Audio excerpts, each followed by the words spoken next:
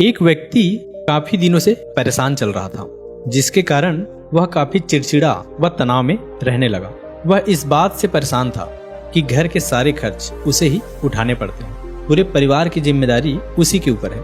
किसी न किसी रिश्तेदार का उसके यहाँ आना जाना लगा ही रहता है। इन्हीं बातों को सोच सोचकर वह काफी परेशान रहता था। अपने इसी मानसिक तनाव के चलते वह बच्चों को अक्सर डांट देता। वह अपनी पत्नी से भी अब ज्यादातर समय किसी न किसी बात पर झगड़ा चलता ही रहता है। एक दिन उसका बेटा उसके पास आया और बोला, पिताजी मेरे स्कूल का होमवर्क करा दीजिए। वह व्यक्ति पहले से ही तनाव में था, तो उसने बेटे को डांट कर भगा दिया। लेकिन थोड़ी देर बाद जब उसका गुस्सा शांत हुआ तो वह बेटे के पास गया। उसने देखा कि बेटा सोया हुआ है और उसके हाथ में उसके होमवर्क की एक कॉपी है।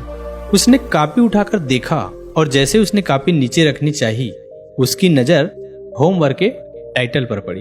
होमवर्क का टाइटल था वह चीजें जो हमें शुरू में अच्छी नहीं लगती, लेकिन बाद में वह अच्छी ही होती है। इस टाइटल पर बच्चे को पैराग्राफ लिखना था, जो उसने लिख लिया था। उत्सुकतावश उसने बच्चे का लिखा हुआ पढ़ना शुरू किया। बच्चे ने लिखा हुआ था, मैं अपने फाइनल एग्जाम को बहुत धन्यवाद देता हूँ, क्योंकि शुरू में तो यह बिल्कुल अच्छी नहीं लगती, लेकिन इनके बाद स्कूल की छुट्टियां पड़ जाती है। मैं खराब स्वाद वाली कड़वी दवाइयों को बहुत धन्यवाद देता हूँ, क्योंकि शुरू में तो यह बहुत कड़वी लगती है, लेकिन यह मुझे बीमारी से ठीक कर देती है। मैं सुबह सुबह जगाने वाली उस अलार्म घड़ी को बहुत धन्यवाद देता हूँ, जो मुझे हर सुबह बताती है कि मैं जीवित हूँ। मैं ईश्वर को भी बहुत धन्यवाद देता हूँ, जिसने मुझे इतने अच्छे पिताजी दिए हैं, क्योंकि उनकी डांट मुझे शुरू में तो बहुत बुरी लगती है, लेकिन वह मेरे लिए खिलौने लाते हैं, मुझे घुमाने ले जाते हैं और मुझे अच्छी अच्छी चीजें खिलाते हैं। और मुझे इस बात की खुशी है कि मेरे पास पिता है। बच्चे का होमवर्क पढ़ने के बाद वह व्यक्ति अचानक जैसे नींद से जाग गया हो। उसकी सोच बदल गई। बच्चे की लिखी बातें उसके दिमाग में बार बार घूम रही थी, खासकर उस आखिरी वाली लाइन है तो उसकी नींद उड़ा दी थी। फिर वह व्यक्ति थोड़ा शांत होकर बैठ गया और अपने परेशानियों के बारे में लिखना शुरू किया। मुझे घर के सारे खर्च उठाने पड़ते हैं, इसका मतलब है मेरे पास घर है और ईश्वर की कृपा से मैं उन लोगों से बेहतर स्थिति में हूँ जिनके पास घर नहीं है। मुझे पूरे परिवार की जिम्मेदारी उठानी पड़ती है, इसका मतलब है कि मेरा परिवार, बीवी, बच्चे और ईश्वर की कृपा से मैं उन लोगों से ज्यादा खुश नसीब हूँ जिनके पास परिवार नहीं है और वह दुनिया में बिल्कुल अकेले हैं। मेरे यहाँ कोई न कोई मित्र, रिश्तेदार आते जाते रहते हैं। इसका मतलब है कि मेरी एक सामाजिक हैसियत है और मेरे पास सुख दुख में साथ देने वाले लोग हैं। यह सब विचार आते हैं। उसने हाथ जोड़ लिए और आसमान की तरफ देखकर बोला, हे ईश्वर, तेरा बहुत बहुत धन्यवाद। मुझे माफ कर दो, मैं तेरी कृपा को पहचान नहीं पाया। इसके बाद उसकी सोच एकदम से बदल गई। उसकी सारी परेशानी, सारी चिंताएं एकदम से जैसे खत्म हो गई। उसने अपने अंदर एक अजीब सी शांति महसूस की। वह भागकर अपने बेटे के पास गया और सोते हुए बेटे को गोद में उठाकर उसके माथे चूमने लगा और बेटे को तथा ईश्वर को धन्यवाद देने लगा। हमारे जीवन में जो भी परेशानियां हैं, हम जब तक उनको नकारात्मक नजरिए से देखते रहेंगे, तब तक हम परेशानियों से घिरे रहेंगे। लेकिन जैसे ही हम उन्हीं चीजों को, उन्हीं परिस्थितियों को सकारात्मक नजरिए से देखना शुरू कर दें, हमारी सोच एकदम से बदल जाएगी। हमारी सारी चिंताएं, सारी परेशानियां, सारे तनाव एकदम से खत्म हो जाएंगे और हमें मुश्किलों से निकलने के लिए नए नए रास्ते दिखने शुरू हो जाएंगे। किसी ने क्या खूब कहा है कि उनके लिए हमेशा फूल मौजूद होते हैं जो फूल देखना चाहते हैं। महाभारत के एक संवाद में मृत्यु के पश्चात दानवीर कर्ण की आत्मा ने भगवान श्री कृष्ण से पूछा, मेरी माँ ने जन्म लेते हुए मुझे त्याग दिया, क्या मेरा नसीब खराब था कि मेरा जन्म एक अवैध बच्चे के रूप में हुआ? द्रोणाचार्य ने मुझे शिक्षा देने से मना कर दिया, क्योंकि वह मुझे क्षत्रिय नहीं मानते थे। इसमें मेरा क्या कसूर था? परशुराम जी ने मुझे शिक्षा तो दी, साथ ही श्राप भी दिया कि मैं अपने विद्या भूल जाऊंगा, क्योंकि वह मुझे क्षत्रिय समझते थे। भूलवश एक गाय तीर के रास्ते में आकर मर गई और मुझे गौ हत्या का श्राप मिला। द्रौपदी के स्वयंवर में मुझे अपमानित किया गया क्योंकि मुझे किसी राजघराने का कुलीन व्यक्ति नहीं समझा गया। यहाँ तक कि मेरी माता कुंती ने भी मुझे अपना पुत्र होने का अपने दूसरे पुत्र की रक्षा के लिए स्वीकारा। मुझे जो कुछ मिला दुर्योधन के स्वरूप मिला, तो क्या गलत है कि मैं दुर्योधन के प्रति अपनी वफादारी रखता हूँ। श्री कृष्ण मुस्कुराते हुए बोले, कर्ण, मेरा जन्म जेल में हुआ था। मेरे पैदा होने से पहले मामा कंस के रूप में मेरी मृत्यु मेरा इंतजार कर रही थी। जिस समय मेरा जन्म हुआ, जिस रात मेरा जन्म हुआ, उसी रात मुझे मेरे माता पिता से अलग होना पड़ा। तुम्हारा बचपन रथों की धमक, घोड़ों की गिनगिनाहट और तीर कमानों के साथ गुजरा। मैंने मेरे बचपन में गायों को चराया और गोबर को उठाया।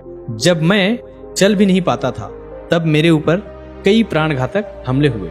कोई सेना नहीं, कोई शिक्षा नहीं, कोई गुरुकुल नहीं, कोई महल नहीं। मेरे मामा ने मुझे अपना सबसे बड़ा शत्रु समझा। जब तुम सब अपनी वीरता के लिए अपने गुरु, अपने समाज से प्रशंसा पाते थे, उस समय मेरे पास शिक्षा भी नहीं थी। बहुत बड़ी उम्र के बाद मुझे ऋषि संदीपनी के आश्रम में जाने का अवसर मिला। कम से कम तुम्हें अपनी पसंद की लड़की से विवाह करने का अवसर तो मिला। मुझे तो वह भी नहीं मिला। राधा जो मेरी आत्मा में बसती है, मुझे उसका त्याग करना पड़ा। मुझे बहुत सारे विवाह सिर्फ राजनीतिक कारणों से या उन स्त्रियों से करने पड़े जिन्हें मैंने राक्षसों से छुड़ाया था। जरासंध के प्रकोप के कारण मुझे अपनी परिवार को यमुना से ले जाकर समुद्र के किनारे बसाना पड़ा। दुनिया ने मुझे कायर कहा, धोखेबाज कहा। यदि दुर्योधन युद्ध जीत जाता तो विजय का श्रेय तुम्हें मिलता, लेकिन धर्मराज का युद्ध जीतने का श्रेय अर्जुन को मिला। मुझे कौरवों ने अपने हार का उत्तरदायित्व समझा है। हे कर्ण, किसी का भी जीवन चुनौतियों से वंचित नहीं है। सबके जीवन में सब कुछ ठीक नहीं होता। बस समस्या यह है कि हर किसी को अपनी परेशानियां ही सबसे बड़ी लगती है। सत्य क्या है और उचित क्या है कि हम अपनी आत्मा की आवाज से स्वयं निर्धारित करते हैं। इस बात से कोई फर्क नहीं पड़ता कितनी बार हमारे साथ अन्याय होता है। इस बात से कोई फर्क नहीं पड़ता कितनी बार हमारा अपमान होता है। इस बात से कोई फर्क नहीं पड़ता कितने बार हमारे अधिकारों का हनन होता है। फर्क सिर्फ इस बात से पड़ता है कि हम उन सब का सामना किस प्रकार करते हैं। जो लोग विपरीत परिस्थितियों में भी सकारात्मक समझते हैं, उनके जीवन की कई परेशानियां कम हो जाती है। ऐसे हालातों में नकारात्मक विचार हमारे काम को और ज्यादा बिगाड़ सकते हैं। इसलिए हमेशा सकारात्मक रहना चाहिए। इस संबंध में एक लोक कथा प्रचलित है। लोक कथा के अनुसार किसी गांव में दो संत एक साथ अपनी छोटी सी झोपड़ी में रहते थे। दोनों रोज सुबह अलग अलग गांव में जाते हैं, भिक्षा मांगते हैं और शाम को झोपड़ी में लौट आते हैं। फिर दिन भर भगवान का नाम जप से, भिक्षा से ही उनका जीवन चल रहा था। एक दिन वह दोनों अलग अलग गांव में भिक्षा मांगने के लिए निकल गए। शाम को अपने गांव लौटकर आए तो उन्हें मालूम हुआ कि गांव में तूफान आया है। जब पहला संत अपनी झोपड़ी के पास पहुंचा तो उसने देखा कि तूफान की वजह से झोपड़ी टूट गई है। वह क्रोधित हो गया और भगवान को कोसने लगा। संत ने सोचा कि हर रोज भगवान का नाम जप करता हूँ, मंदिर में पूजा करता हूँ, दूसरे काम करने वाले चोर लुटेरों के घर सही सलामत है और हमारी झोपड़ी तोड़ दी। हम दिन भर पूजा पाठ करते हैं लेकिन भगवान को हमारी चिंता नहीं है। यह भगवान भी कितना दे रहे हैं। हम भक्तों को दुख देता है और बुरे लोगों को खुशी। कुछ देर बाद दूसरा संत भी वहां आ पहुंचा। उसने भी टूटी हुई झोपड़ी देखी। यह देखकर वह बहुत खुश हो गया और सिर जमीन पर रखकर भगवान को धन्यवाद देने लगा। संत ने कहा, हे ईश्वर, आज मुझे विश्वास हो गया कि तू हमसे सच्चा प्रेम करता है। हमारी भक्ति और पूजा पाठ व्यर्थ नहीं गई। इतने भयंकर तूफान से भी हमारी आधी झोपड़ी तूने बचा ली। अब हम इस झोपड़ी में आराम कर सकते हैं। आज से मेरा विश्वास और ज्यादा बढ़ गया है। इस कथा की सीख यही है कि हमें सकारात्मक सोच के साथ हर परिस्थिति को देखना चाहिए। नकारात्मक विचारों की वजह से मानसिक तनाव पड़ता है और हम अच्छी चीजों को भी नहीं देख पाते। इसी के साथ सकारात्मक सोच की शक्ति को दर्शाती है। एक नगर में एक धनी व्यापारी रहता था। एक दिन व्यापार के सिलसिले में वह यात्रा पर निकला। मार्ग में एक घना जंगल था। जिसे पार कर उसे अपने गंतव्य तक पहुंचना था। लेकिन चलते चलते वह बहुत थक गया था, इसलिए एक वृक्ष के नीचे वह सुस्ताने के लिए बैठ गया। सुस्ताते हुए उसे प्यास लगने लगी, लेकिन वह पानी लेकर नहीं चला था। वह सोचने लगा, काश मेरे पास थोड़ा पानी होता जिससे मैं अपनी प्यास बुझा पाता। उसकी यह सोचते ही एक चमत्कार हुआ और उसके समक्ष पानी से भरा एक घड़ा प्रकट हो गया। पानी से अपनी प्यास बुझाकर वह तृप्त हो गया। कुछ देर बाद उसे भूख लगने लगी, लेकिन उसके पास भोजन नहीं था। वह खुद से बोला, कितना अच्छा होता मुझे एक थाल में स्वादिष्ट भोजन मिल जाता, मेरी भूख मिट जाती। उसके बोलने के साथ ही पुनः चमत्कार हुआ और विभिन्न व्यंजनों से सजी एक थाली उसके सामने प्रकट हो गई। उसने पेट भरकर भोजन किया, जिसके बाद उसे नींद आने लगी। वह मन ही मन गुदगुदाया, मैं इस पथरीली जमीन पर कैसे सोऊंगा, काश यहाँ एक नर्म बिस्तर होता।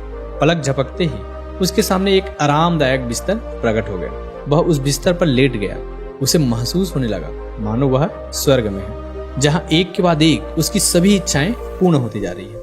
वह अनभिज्ञ था कि जिस वृक्ष के नीचे वह लेटा हुआ है वह कोई साधारण वृक्ष नहीं था, बल्कि एक कल्प वृक्ष था, जिसमें सभी इच्छाओं को पूरा करने की शक्ति है। बिस्तर पर लेटे लेटे अचानक उसके दिमाग में ख्याल आया, वन तो कई प्रकार के जंगली जानवरों से भरा हुआ होगा जो किसी भी क्षण वहां आ सकते हैं। ऐसे में तो वह खुद की रक्षा भी नहीं कर पाएगा। जैसे उसके दिमाग में यह विचार आया, कहीं से खूंखार शेर वहां आ गया। शेर को अपने समक्ष पाकर वह इतना भयभीत हो गया कि वहां से भाग भी ना पाया। शेर ने उस पर हमला कर दिया और उसे मारकर खा गए। इस प्रकार एक नकारात्मक विचार ने उसकी जान ले ली। इसलिए कहा जाता है, मनुष्य अपने विचारों से गतिमान होता है। सकारात्मक विचार सर्वदा सकारात्मक परिणाम की ओर ही ले जाते हैं। इसलिए हमेशा सकारात्मक सोच रखनी चाहिए। गौतम बुद्ध ने कहा है कि ब्रह्मांड की सारी शक्तियां पहले से ही हमारी है। वह हम ही हैं जो अपनी आंखों पर हाथ रख लेते हैं और फिर रोते हैं कि कितना अंधकार है। और जहां तक प्रसन्नता की बात है, यह पहले से निर्मित कोई चीज नहीं है, बल्कि यह हमारे ही कर्मों से आती है। दोस्तों, आपने चारों कहानियों से क्या सीखा? कमेंट सेक्शन में जरूर बताना। और अगर अच्छी लगी हो तो इस चैनल को सब्सक्राइब करके नोटिफिकेशन बेल को जरूर ऑन कर देना, ताकि कोई भी ऐसी ज्ञानवर्धक कहानी जब हमारे चैनल पर पोस्ट हो तो आपको तुरंत नोटिफिकेशन पहुंच जाए। तो मिलते हैं किसी अगली कहानी में। तब तक के लिए अपना ख्याल रखिएगा। जय हिंद, जय भारत।